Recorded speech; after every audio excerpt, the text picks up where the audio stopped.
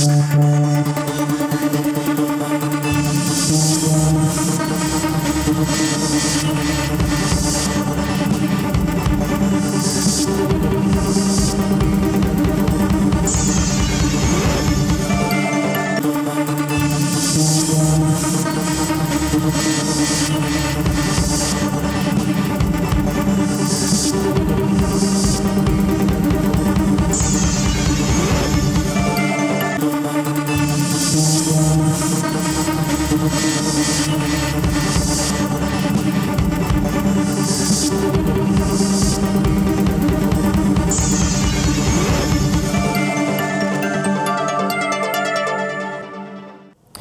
28 janvier 2024, le Mali, le Niger, le Burkina Faso prennent le monde à contre-pied en annonçant leur retrait de la communauté économique des États de l'Afrique de l'Ouest. Les suspendus ont décidé à leur tour de suspendre la CEDEAO. L'annonce du départ de ces trois pays est le dernier rebondissement d'une série d'événements qui ont aggravé les tensions politiques en Afrique de l'Ouest. Dr Ngon André Narcisse est l'invité de Grand 7. Il est analyste en stratégie internationale chez Africa Strategia. Il est également universitaire. Mesdames et messieurs, votre rétrospective de l'actualité, c'est sur Dash Télévision. C'est un plaisir de vous savoir des nôtres. À tout de suite.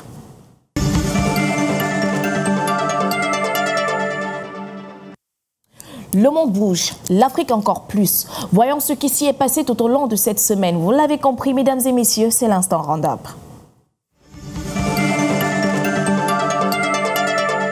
Bonjour et bienvenue à ce round-up de l'actualité de la semaine sur Dash TV. Nous avons parlé au Cameroun de cet échange de coups de feu à Bouéa, région du sud-ouest Cameroun. Des hommes armés présentés comme des combattants séparatistes ont attaqué plusieurs quartiers de la ville cette semaine. C'était dans la nuit de lundi à mardi, tirant à l'arme lourde, incendiant des véhicules et autres commerces. Le bilan non officiel a fait état d'au moins 5 morts et plusieurs blessés, tous des civils, au cours de cette attaque. Et au Cameroun, on a surtout parlé de lutte contre la corruption. La Commission nationale anticorruption du Cameroun, qui s'est engagée pour cette année 2024 à éradiquer le phénomène. Elle entend investiguer sur l'origine des biens des propriétaires immobiliers sur le fondement de ses compétences conformément à son décret de création. Et le nouveau délai pour la mise en service partielle du barrage de Nachigal a été annoncé. Les 60 premiers mégawatts sont donc annoncés pour le 24 février prochain. Ils permettront d'alimenter 6 des 10 régions que compte le Cameroun et cela permettra également de mieux rationner la distribution de l'énergie électrique dans le pays. En agriculture, 52 milliards de francs CFA, c'est le montant de la convention de crédit signée cette semaine entre le gouvernement camerounais et la Chartered Bank de Londres, épaulée par le commissariat britannique. Ce financement qui est destiné à l'aménagement de plus de 15 000 hectares de périmètre hydro-agricole dans la région de la Damawa, inscrit dans le programme de lutte contre l'insécurité alimentaire au Cameroun. Et cette semaine au Cameroun était semaine du bilinguisme, axée sous le thème vecteur de digitalisation des enseignements pour la promotion des valeurs civiques et morales dans un Cameroun pacifique et émergent. La région de l'Est Cameroun s'est également joint au reste des régions du Cameroun pour célébrer cette semaine comme chaque année. En Afrique, l'actualité a été marquée par le triple retrait à la CEDEAO du Burkina Faso, du Mali et du Niger. Ils ont fait l'annonce cette semaine, leur retrait sans délai de la CEDEAO. Une décision qui ne peut s'appliquer qu'au bout d'un an en vertu du traité de l'organisation sous-régionale. La CEDEAO qui s'est dit prête à une solution négociée, mais que reprochent ces pays à l'organisation sous-régionale? La question se pose toujours au sein de l'institution sous-régionale. En Afrique du Sud, le parti au pouvoir, l'African National Congress, a décidé cette semaine d'exclure Jacob Zuma du parti, punissant l'ancien président pour avoir fait campagne pour un parti politique rival. Et on a parlé également de l'affaire des biens mal acquis au Gabon. Le procès de Pascaline Bongo, fille aînée du défunt président gabonais Omar Bongo et sœur du président déchu Ali Bongo, s'est ouvert cette semaine en France. Pascaline Bongo a été jugée devant le tribunal correctionnel de Paris pour des faits de corruption au Gabon qui remontent entre 2010 et 2011. Au Soudan, des conflits interethniques ont fait 54 morts dans la région d'Abéi. Parmi ces 54 personnes, 2 casques bleus de l'ONU ont été déclarées mortes dans ces combats. L'Organisation des Nations Unies a aussitôt condamné ces attaques et exigé l'ouverture d'une enquête. Et on clôture en Afrique de l'Est, l'East African Standby Forces, en français la force d'intervention rapide d'Afrique de l'Est, a un nouveau dirigeant. Il s'agit du Rwanda qui prend la tête de l'organisation. Cette organisation qui a pour objectif de veiller au renforcement de la paix en Afrique de l'Est.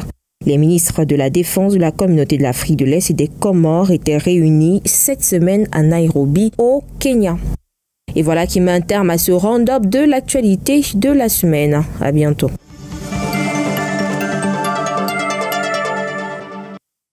Merci Marie Vandongo pour ce round-up de l'actualité. Je vous le disais à l'entame de cette émission, nous recevons sur ce plateau André Narcisse Ngone. Bienvenue sur ce plateau de Grand 7.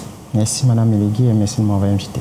On va prendre quelques instants pour essayer de vous présenter. Vous êtes docteur en relations internationales et stratégiques, spécialisé en géostratégie et sur les questions de défense et de sécurité en Afrique centrale et de l'Ouest, ayant fait l'objet de plusieurs publications scientifiques. Vous êtes également enseignant, chercheur d'université au grade de chargé de cours et analyste principal chez Africa Strategia, un think tank regroupant plusieurs chercheurs et analystes pluridisciplinaires qui mènent des réflexions sur les problématiques liées à la paix, la sécurité, les conflits et le développement économique en Afrique subsaharienne.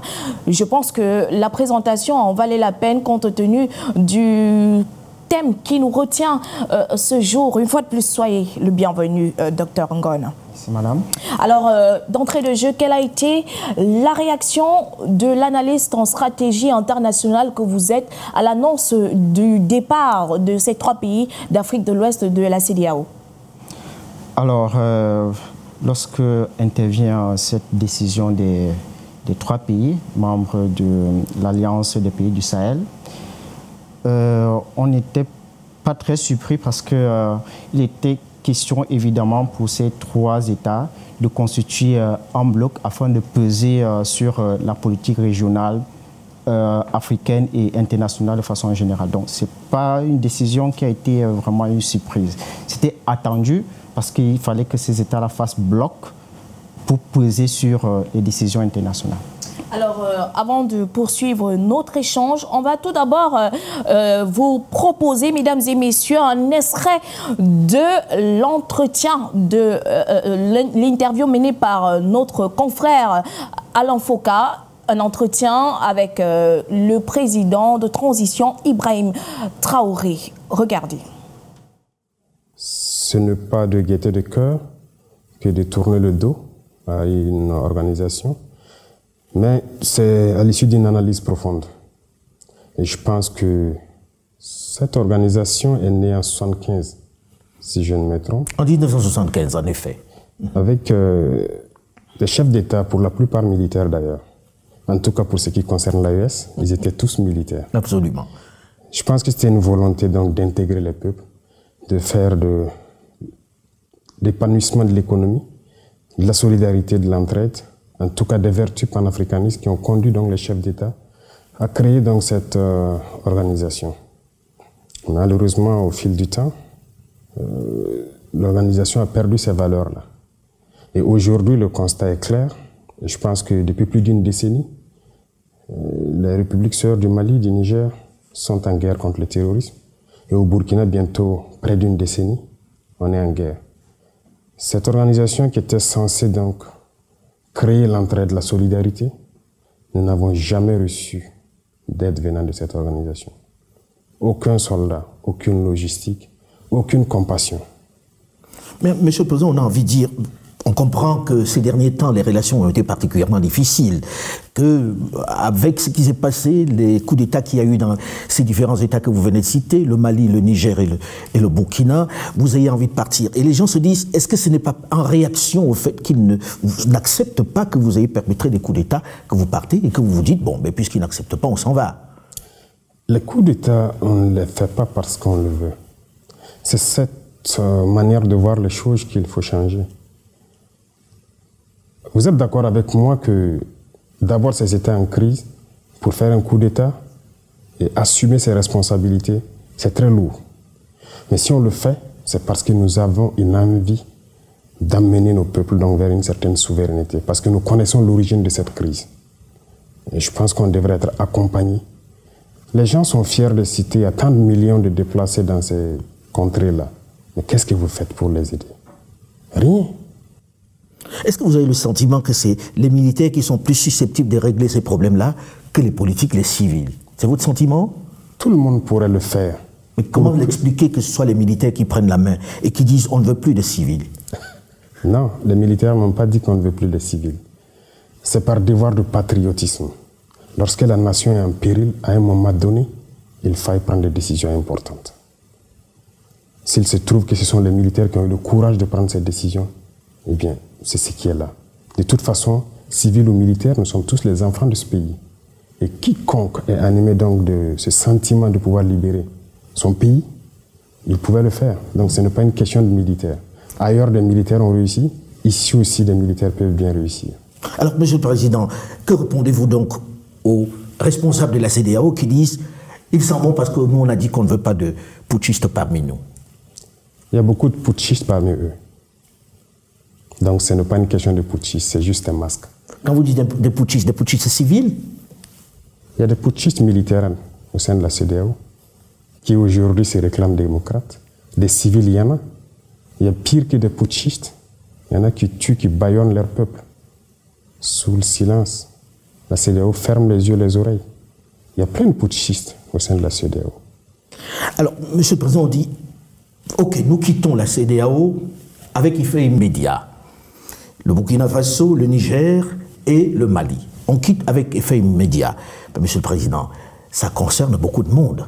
Qu'est-ce qu'on fait de la libre circulation des personnes, de vos populations qui sont dans ces pays de la CEDEAO que vous quittez du jour au lendemain? Comment ça va se passer exactement? Parce que les textes disent qu'il faut au moins une année pour pouvoir mettre tout ça en œuvre. Or là, vous dites non, c'est fini maintenant.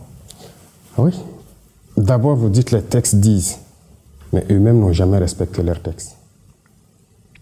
Ça se fait à la tête du client, c'est ce que nous avons remarqué. Les sanctions infligées au Niger, ça n'existe nulle part dans les textes. Donc les premiers qui violent ces textes-là sont ces soi-disant démocrates. Nous quittons, mais nous restons panafricains. N'importe qui en Afrique, un Africain qui veut venir au Burkina, il est le bienvenu chez lui. A priori, mais dans le sens contraire, ça va être compliqué. Quelqu'un qui est au sein de l'AES, on va en parler de l'AES dans un instant, quelqu'un qui est au sein de l'AES, on peut lui dire, il ne peut plus aller au Burkina, il ne peut plus aller en Côte d'Ivoire, il ne peut plus aller au Ghana. Ça devient un peu plus compliqué pour ceux qui font leurs affaires là-bas. Nous verrons et nous saurons quelles mesures prendre en temps opportun. C'est bien réfléchi, Monsieur le Président, ce départ de la CEDEAO? Bien sûr, très bien réfléchi. C'est pas un coup de cœur, c'est pas un coup de colère. Si c'était un coup de colère, on l'aurait fait depuis longtemps. Je pense qu'on a pris le temps d'analyser la situation, de peser beaucoup de choses et enfin de décider. Donc si c'était un coup de cœur dès le premier moment de certaines sanctions, le peuple a été assez résilient, il faut le dire. Ils ont souffert. Donc pendant ce temps, on pouvait décider dans la colère. Maintenant, on a pris le temps d'observer, d'analyser la situation et de nous convaincre nous-mêmes de nos forces avant de décider. Et vous avez pris tout le monde par surprise. Autre élément dans cette nouvelle façon de dessiner l'Afrique de l'Ouest, l'AES, l'Alliance des États du Sahel. Monsieur le Président, est-ce viable l'AES? Sur le papier, c'est très très séduisant, mais est-ce viable?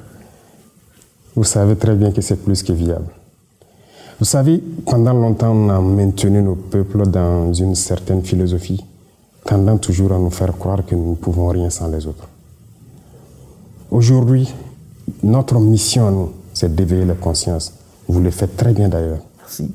Et j'apprécie beaucoup. Il faut qu'on arrive à éveiller les consciences, que les jeunes se rendent compte de ce qui se trouve chez eux.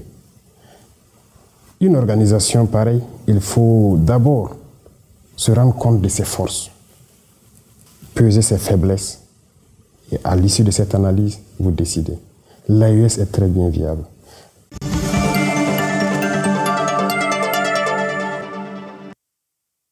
Merci à la réalisation pour cet extrait. Alors, de retour sur ce plateau, je vous pose la question, docteur Ngone. C'est un retournement tout de même totalement, on va le dire, inédit. Les trois pays verront cette décision actée au bout d'un an, à moins d'être convaincus de rester.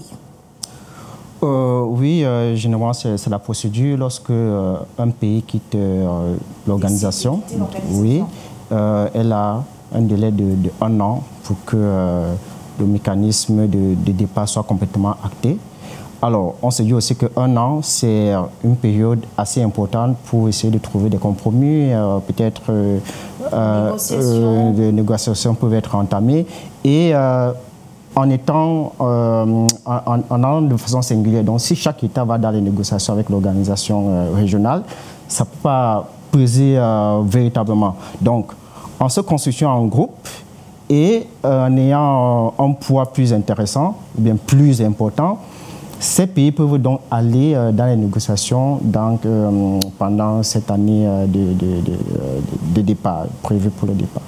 Alors, ils ont en commun d'être dirigés aujourd'hui par des autorités de transition suite à des coups d'État. Ils sont sous le coup des sanctions infligées par la CEDEAO. Est-on dans le même process que celui du retrait du G5 Sahel qui a signé de fait la mort de ce G5 Sahel?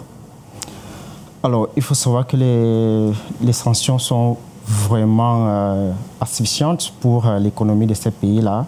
Et il était temps de trouver des voies et moyens pour poser, en fait, amener l'organisation régionale à prendre des mesures. Maintenant, sur la question du G5 Sahel, c'était, comme vous le savez certainement, une organisation qui a été mise sur pied par rapport à la lutte contre le terrorisme au Sahel. Oui, dans la bande sahélo-saharienne. Donc, c'est une organisation ad hoc, en fait, de sécurité. On déplore parce qu'il y a le COMOG, qui est une organisation de la CEDEAO qui est censée gérer les questions de paix ou bien de maintien de la paix et de la sécurité en Afrique de l'Ouest. Mais étant donné que les mécanismes régionaux sont toujours assez lourds de déploiement, on privilégie souvent des organisations ad hoc. Et cette organisation ad hoc qui a été, on peut le dire, parrainée par la France, suggérée même par la France, et donc qui concerne les pays du G5 Sahel, donc la Mauritanie, le Mali, le Niger, le Burkina Faso et le Tchad. Alors, cette organisation qui prend corps en 2014 et donc qui met en place une force de défense en 2017, n'a pas véritablement produit des effets attendus, des effets recherchés sur le terrain. On n'a pas eu une sécurisation plus importante, on n'a pas eu des résultats sur le plan opérationnel et il y a aussi eu des dissensions importantes entre les membres du G5 Sahel. C'est-à-dire, on reprochait par exemple à la Mauritanie de ne pas avoir une posture offensive, c'est-à-dire aller combattre les groupes terroristes. Ils avaient plutôt une posture défensive. Et ils étaient même soupçonnés à un moment de passer des accords avec ces groupes jugés terroristes. Donc, à un moment, il a commencé à avoir des dissensions et l'organisation, du moins le groupe G5 Sahel s'est disloqué avec le départ de part et d'autre des États membres. Alors, le Niger, le Burkina Faso, le Mali, ces pays d'Afrique de l'Ouest sont frappés de plein fouet par des crises de toutes sortes, économiques, sécuritaires. Ces pays reprochent à la CEDEAO, cette organisation sous-régionale, de leur avoir infligé des sanctions inhumaines et de les avoir abandonnés. Tout simplement, face à cette crise, la CEDEAO cherche à renouer, on le disait il y a quelques instants, le dialogue. La CEDEAO va chercher à renouer le dialogue et à trouver une solution tout simplement négociée. Les perspectives à venir revisiter dans ce reportage que je vous propose. Il est signé Larissa Libom. C'est une crise sans précédent qui secoue la communauté économique des États de l'Afrique de l'Ouest. 3 de ses membres fondateurs, notamment le Mali, le Burkina Faso et le Niger, ont annoncé le 28 janvier leur retrait immédiat de l'organisation régionale qu'ils accusent de sanctions inhumaines et d'ingérence étrangère. Ces 3 pays, dirigés par des gouvernements de transition depuis des coups d'État successifs, reprochent à la CEDEAO de ne pas les soutenir dans leur lutte contre le terrorisme et de leur imposer un retour à l'ordre constitutionnel. Face à cette situation, la CEDEAO multiplie les initiatives et les discussions pour tenter de trouver une issue à la crise et ramener ces pays dans le giron de l'organisation. 2 scénarios sont envisagés pour résoudre la crise. Un sommet extraordinaire à Abuja au Nigeria qui pourrait avoir lieu ce week-end, ou une rencontre en marge du prochain sommet de l'Union africaine à Addis Abeba en Éthiopie qui réunirait les chefs d'État de la CEDEAO. Des sources diplomatiques de la présidence de la commission de la CEDEAO reconnaissent la nécessité de traiter la situation avec délicatesse et prudence. L'objectif principal est de faciliter le retour des pays qui ont annoncé leur retrait au sein de l'institution.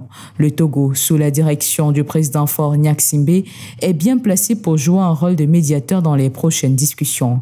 Il faut rappeler que le président Gnassingbé a noué des liens et des relations avec des personnalités clés à Bamako, Niamey et Ouagadougou. Les militaires du Mali, du Burkina Faso et du Niger apprécient l'approche du président togolais face à la crise. Ces dernières 48 heures, les émissaires togolais ont été en contact actif avec ces 3 pays du Sahel.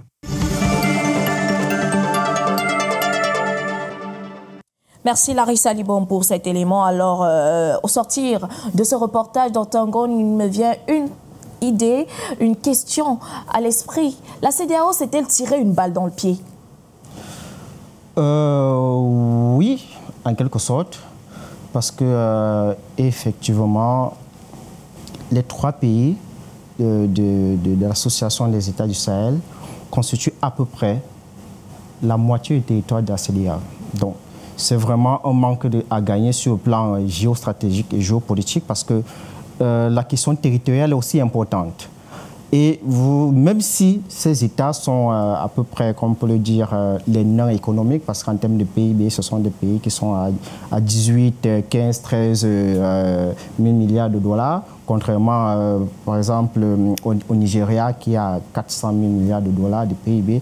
Donc, ce sont des nains économiques, certes, mais en termes de ressources, en termes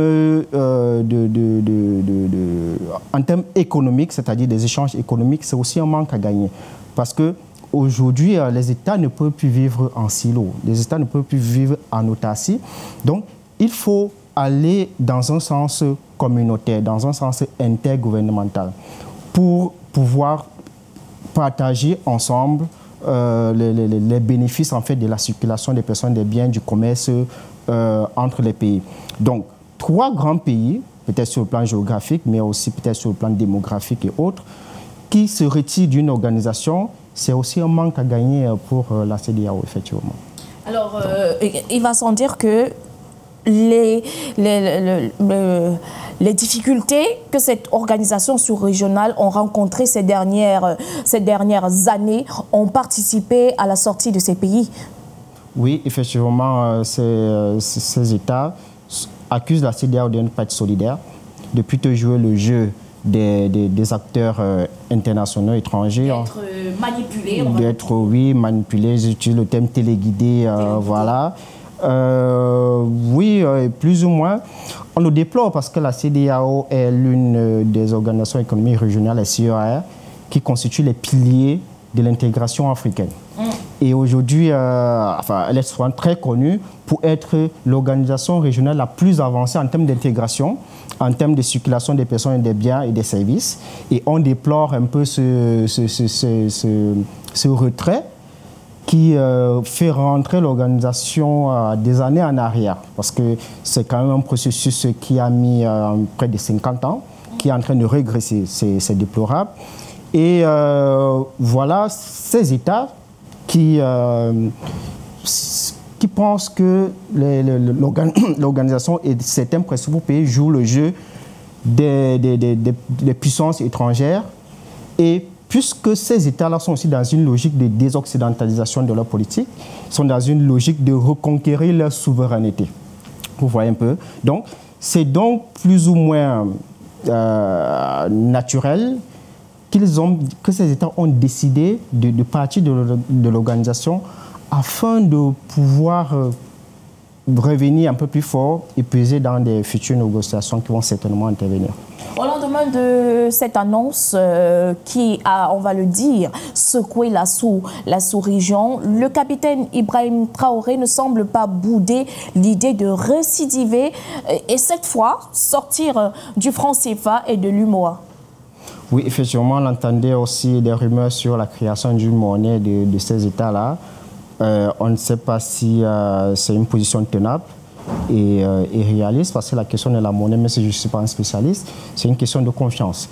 Et la confiance, ça est basé sur le dynamisme économique d'un pays. Ce sont des pays qui n'ont pas une économie, je parlais des PIB tout à l'heure, ce sont des pays qui sont parmi les derniers en termes de développement.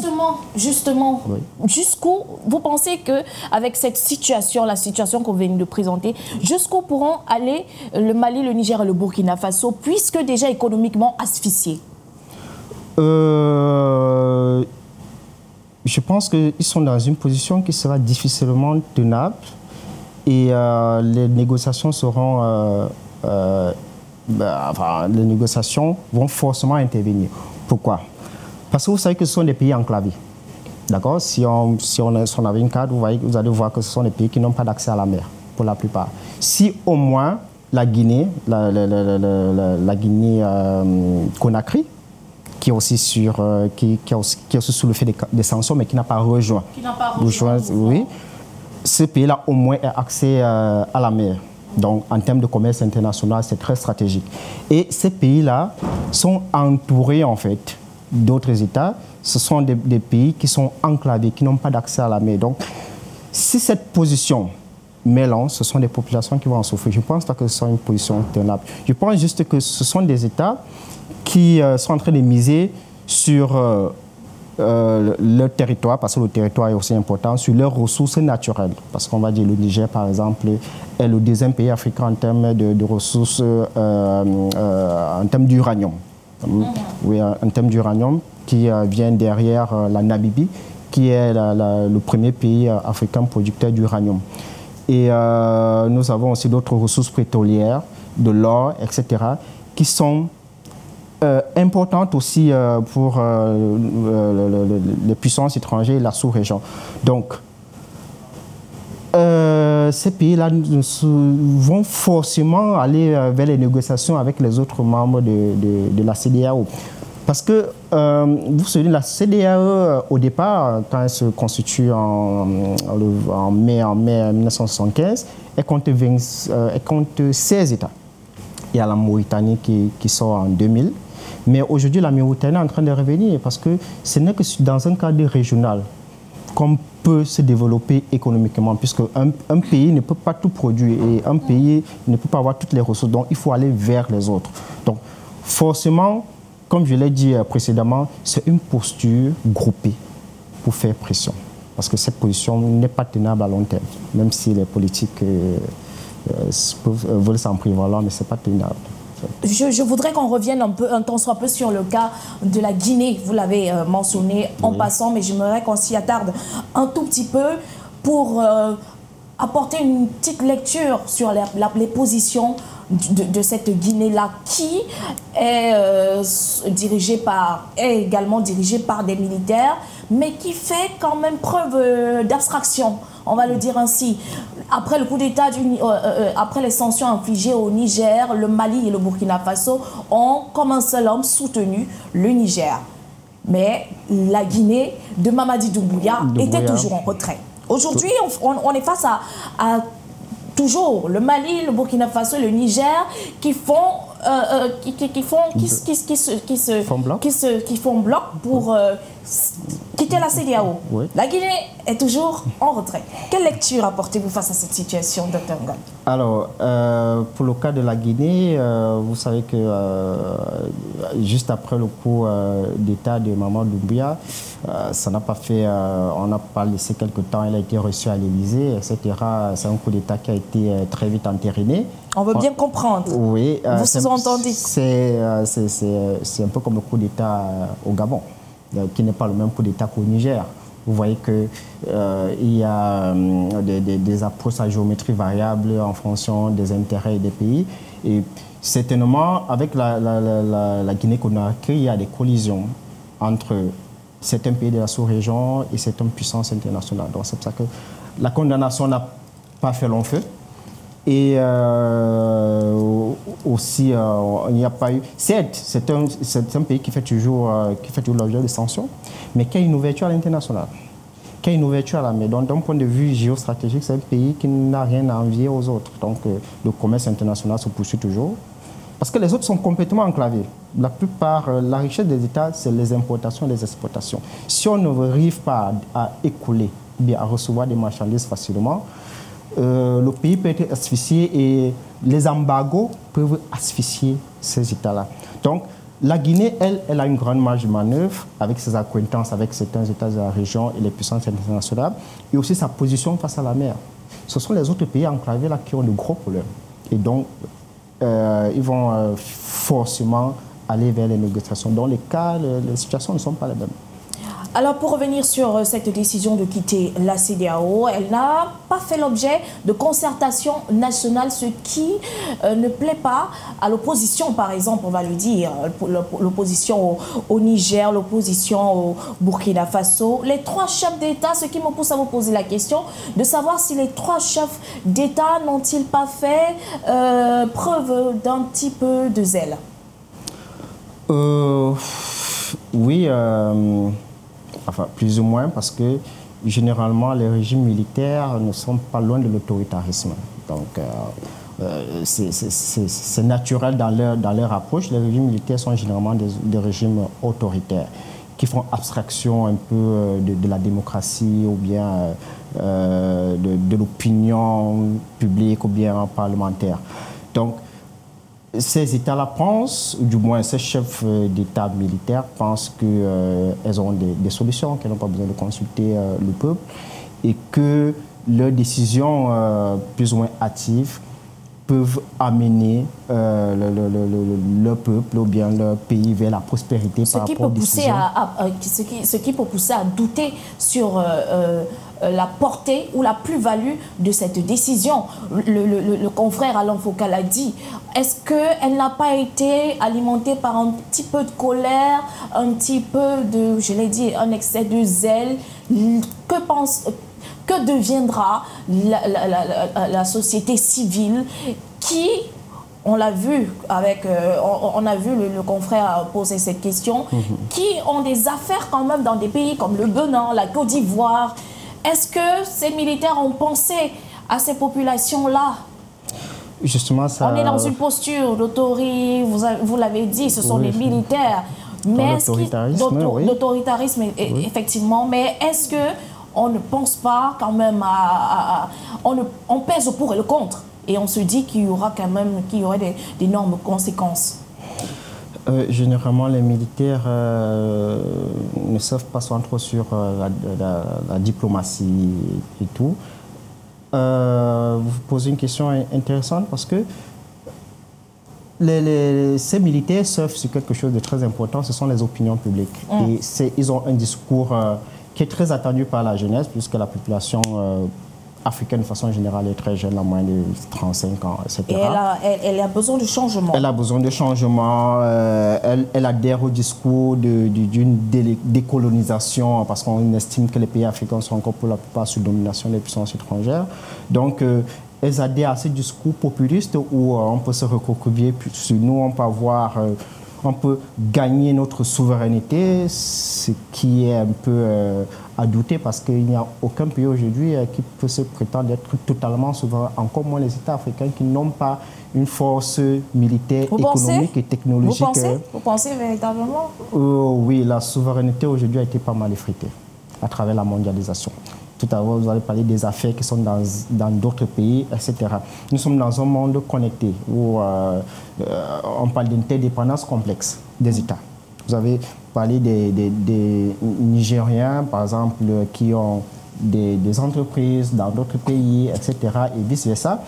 Et aujourd'hui, on sait que c'est l'arme utilisée par les États et surtout par les grandes puissances pour régler leurs problèmes à l'international.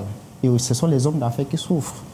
Et à ce propos, on travaille sur un document qui parle de la géopolitique du commerce international.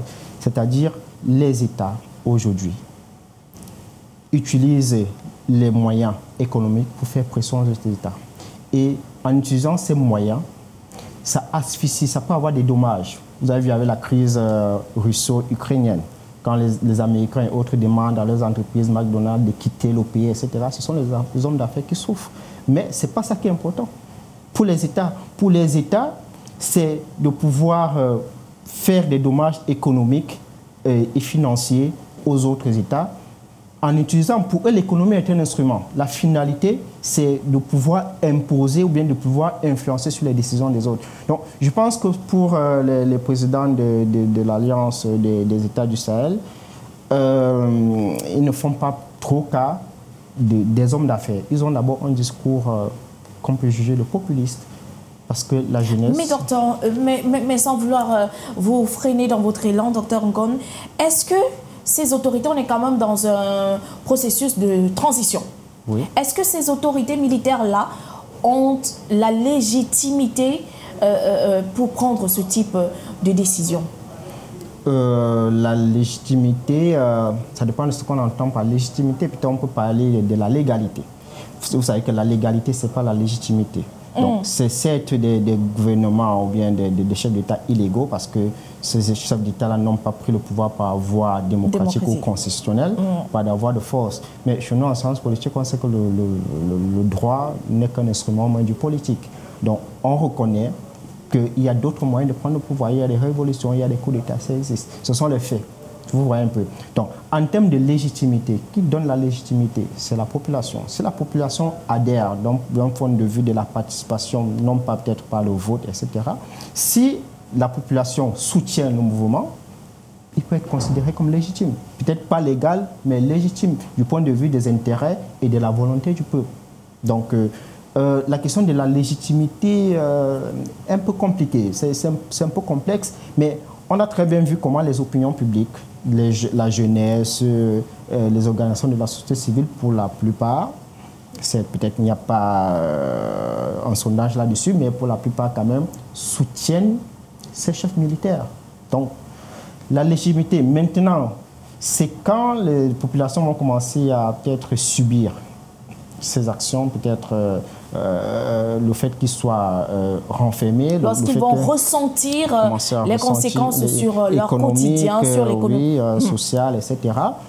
Elles vont commencer à se poser des questions. Est-ce que peut-être il ne vaut pas un gouvernement civil, peut-être il faut des élections, peut-être il faut négocier avec les pays, enfin les membres de la CEDEAO.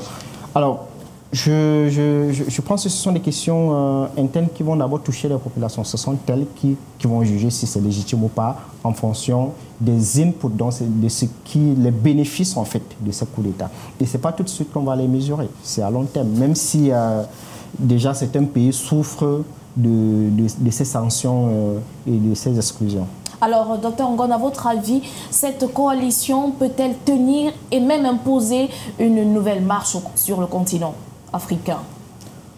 Dans une certaine mesure, oui, je le mentionnais tout à l'heure, déjà ce sont des pays qui géographiquement sont importants en termes de territoire. Ce sont des pays qui sont riches et vous voyez, forcément, elles peuvent avoir des atouts pour pouvoir imposer, bon, peut-être pas imposer, mais plus influencer les décisions des organisations sous-régionales et régionales.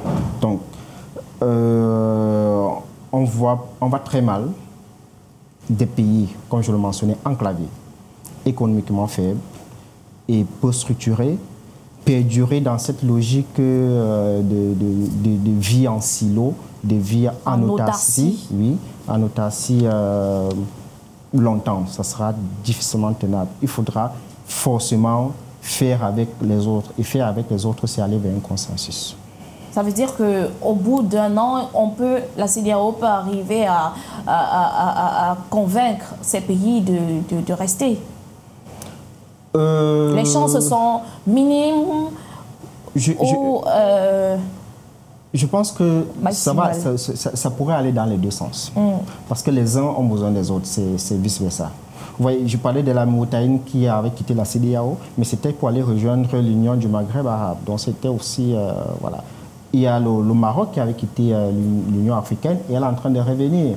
Parce qu'en fait, ce n'est que dans un système communautaire que les peuples peuvent véritablement être épanouis. Parce qu'avec les échanges et autres, on a besoin forcément de l'autre.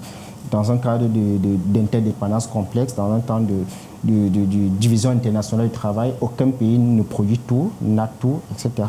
Donc, il faut forcément s'ouvrir aux autres. L'Alliance des États du Sahel a besoin des pays de la CEDEAO. Et les pays de la CEDEAO ont aussi besoin de ces pays-là. Pour sortir un peu du volet économique, il est important de souligner que les défis sécuritaires pour les trois pays sont les mêmes. Ils sont secoués, il faut le dire, de plus en plus par des tensions du fait de la vie chère. On l'a dit, hein, ces difficultés économiques. Y a-t-il risque d'une implosion interne sur le plan national, Dr. Ngone? Implosion dans chaque État ou dans son État, il faut déjà dire qu'il y a implosion.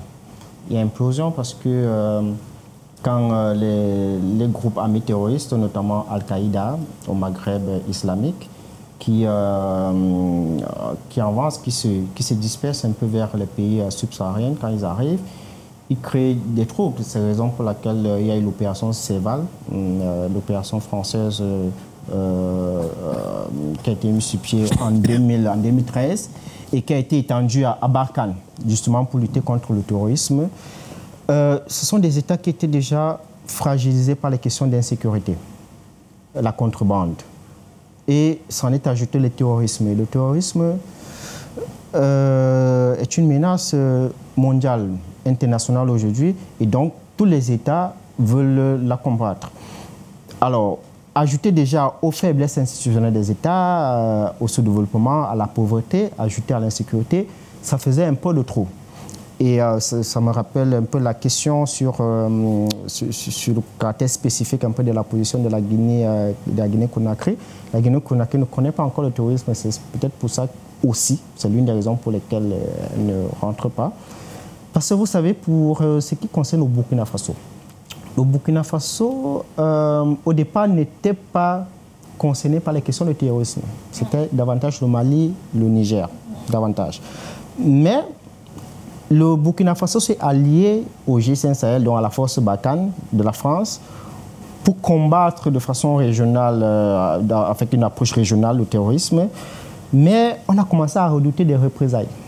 Et c'est donc à travers la participation du Burkina Faso à la lutte contre le terrorisme dans notre pays qu'elle a commencé à subir le terrorisme. Donc, vous voyez que pour attendre un conflit, l'expansion du terrorisme au Niger, au Mali, autant pour moi, a créé ce qu'on appelle un conflit non international exporté. Donc, ça veut dire que c'est un conflit qui part d'abord du Mali, mais qui s'est exporté parce que l'intervention de la France a dispersé les groupes terroristes. Donc, on a eu Al-Qaïda, on a eu l'État islamique en Afrique, on a eu avec l'expansion de Boko Haram aussi, le Moudjahou, etc., en Sardine.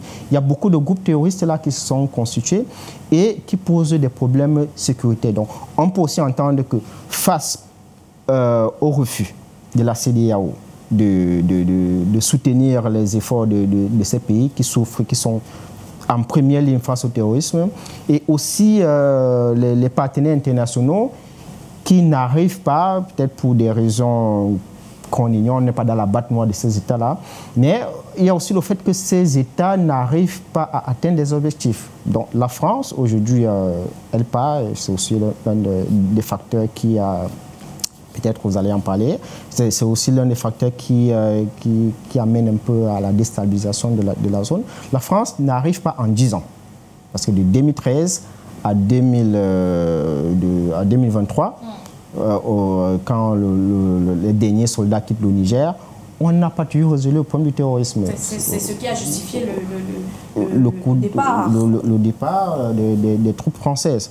Donc, ces États-là ont donc décidé de se constituer en un groupe pour également faire face aux questions de sécurité, notamment du terrorisme dont ils souffrent. Alors, Dr Ngone, que pensez-vous de l'Alliance des États du Sahel ?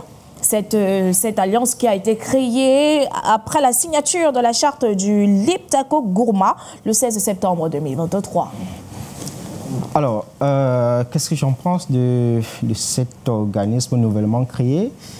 Mon sentiment est que c'est déplorable parce que on assiste à un chevauchement un peu exacerbé des organisations sous-régionales, vraiment. C'est-à-dire, on crée des organisations ad hoc. Il y a des organisations qui existent encore, d'autres États constituent d'autres organisations. C'est un imbroglio. Ceux qui existent n'ont pas donné de résultats satisfaisants. Oui, on n'arrive pas peut-être à atteindre des objectifs assignés, etc. Oui, c'est déplorable, elles sont soit assez lourdes pour se déployer, elles sont soit lentes pour leur réponse. Mais est-ce que ça devrait justifier d'autres organisations, la création d'autres organisations? Est-ce que ces organisations-là, elles-mêmes, vont avoir des résultats assez probants? C'est aussi la question qui se pose.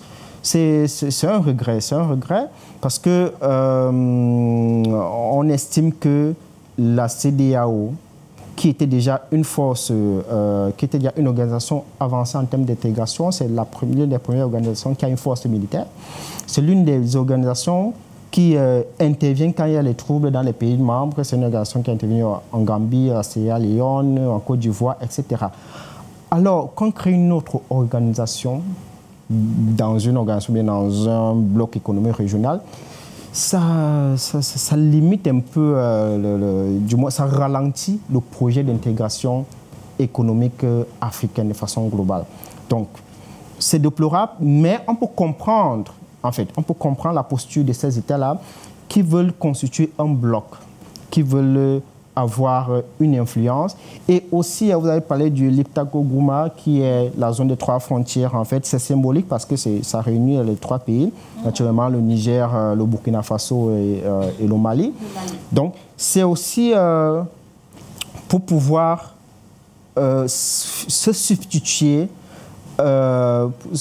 créer une zone de libre-échange, créer une communauté aussi économique, etc. Bon, Monité s'impose pour passer le franc CFA. Et là, peut-être juste à ce qu'il décide de changer de monnaie. Mais ça va permettre quand même à ces États-là de pouvoir avoir une certaine aération entre eux. Et en attendant de trouver un accord avec les autres membres, de pouvoir suivre. Donc, en fait, c'est une décision de suivi. Vous pensez que d'autres États peuvent rejoindre l'AES? Pas vraiment, je ne pense pas, parce que ce sont des États à peu près subversifs. Vous voyez un peu, ce sont des États qui ont connu des coups d'État militaires et d'autres États ne veulent pas s'associer à ces États-là. Parce que c'est mal vu, vous savez qu'à chaque fois, que ce soit au niveau des Nations Unies, que ce soit au niveau de l'Union européenne, de l'Union africaine, des organisations sous-régionales, quand une organisation, bien quand un groupe prend du pouvoir par des moyens non démocratiques, ce pays est écarté du Conseil des Nations. Donc, on voit mal un pays qui va venir s'associer à des pays entre guillemets subversifs, parce que c'est aussi l'image, vous allez faire quoi avec ces pays voilà, qui se coupent du monde, etc. Je ne pense pas. Autrement, peut-être la Guinée devait suivre le pas, mais la Guinée n'a pas emboîté le pas. Alors, pour revenir à cette décision des États du Niger, du Burkina Faso et du Mali, les autorités de transition, par cette décision, Dr Ngone, disent vouloir se défaire des partenariats de l'Union européenne et autres institutions aux relations anti-souverainistes. C'est pour employer leur expression. alors on va se dire, hein, le divorce entre l'Occident ou bien on va citer les contemporains, la France et ces États-là est désormais plus que jamais consommé. Oui, il est évident puisque si on prend le cas du Niger, il n'y a plus de représentation diplomatique, c'est-à-dire l'ambassade est partie avec les troupes, etc. Donc on peut parler d'une rupture, même s'il y a encore des entreprises françaises et autres qui sont bien implantées encore au Niger, donc ça veut dire qu'il y a toujours quand même des relations économiques. Mais on peut comprendre aujourd'hui de façon générale que ce n'est pas seulement ces pays-là, sauf ceux qui sont vraiment encore sous influence de la France. Mais il y a aujourd'hui un sentiment bien il y a une volonté de désoccidentalisation des politiques africaines. C'est général. Et on a aussi une volonté de reprise de la responsabilisation. Vous voyez, la plupart des pays africains, après les indépendances, se référaient ou bien se dirigeaient directement vers l'ancien colonisateur à chaque fois qu'il y avait des problèmes de sécurité, etc. Mais aujourd'hui, on voit des acteurs africains qui veulent être responsables de leur État, de leur pays, de leur population et gérer de façon autonome leurs problèmes de gouvernance, de sécurité, etc. C'est un processus inévitable. C'est un processus inévitable, même si les approches sont différentes, mais c'est un processus inévitable. Ces pays-là, les trois pays-là principalement, ont décidé de rompre de façon diplomatique et stratégique les relations avec la France. C'est une volonté de se réapproprier leur État. C'est une volonté de pouvoir gérer par eux-mêmes leurs problèmes, notamment les problèmes sécuritaires. Et pour cela, tous les moyens sont bons pour y parvenir. Mais il va sans dire, on retient que le Mali, le Burkina Faso, le Niger n'ont pas le littoral. Donc, ils ont forcément besoin de cette organisation sous-régionale qu'est la CEDEAO et vice-versa. Interconnexion des routes, électricité, circulation des personnes et des biens. Une économie sous-régionale organisée tout simplement par la CEDEAO, Dr Ngone.